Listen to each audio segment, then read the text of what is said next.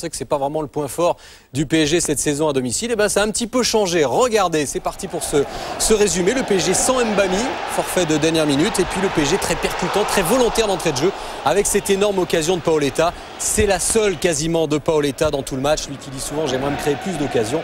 Ben, ça a été quand même un petit peu raté aujourd'hui. En face, Lille avec sa nouvelle recrue, le grec Tavlaridis en défense. On en reparlera. Lille, troisième attaque à l'extérieur qui va surtout frapper de loin. Mais en face, il y a un super Alonso façon un petit peu volleyeur, très à l'aise sur sa ligne de but.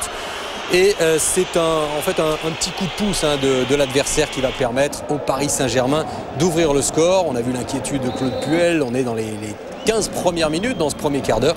Un petit coup de pouce donc malheureux de Tavlaridis à la suite d'un ballon qui va être récupéré par Paoletta dans le rôle du passeur décisif pour Reynaldo. La frappe est déviée de la tête. But contre son camp signé Tavlaridis après 13 minutes de jeu.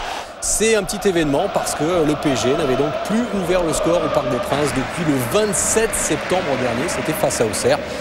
Dès lors, eh bien, avec ce score de 1-0, on se dirige vers un scénario quand même connu. Le PSG qui mène au score, qui va se montrer un petit peu crispé, c'est ce que nous dira Vaïd Eliozic après le match. Moins offensif, qui va laisser venir en misant bien sûr sur le talent toujours d'Alonso. Le LOSC ne trouve aucune solution. Alonso impérial, sa défense est bien en place. Aucune possibilité d'incursion de la part des Lillois.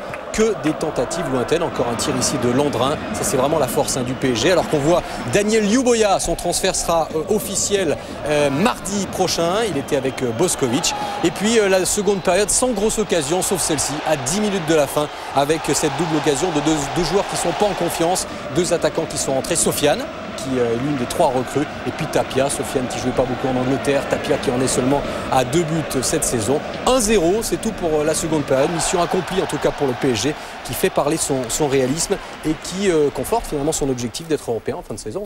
Ouais, petit match, petit score, mais l'essentiel est là. Le PSG pointe à la 2e place qui lui était pas arrivée depuis plus d'1 an, David. Oui, et 8e match d'affilée, effectivement, sans défaite. Alors c'est vrai, le jeu du PSG n'est pas très spectaculaire. Non, il n'y a pas beaucoup d'occasions, mais ça marche, ça paye. Et à l'arrivée, finalement, le PSG donc, est 2e. On ne parle pas de titre pour l'instant, mais on conforte cette belle 2e place. Écoutez le capitaine Frédéric Déhu au micro de Dominique Armand.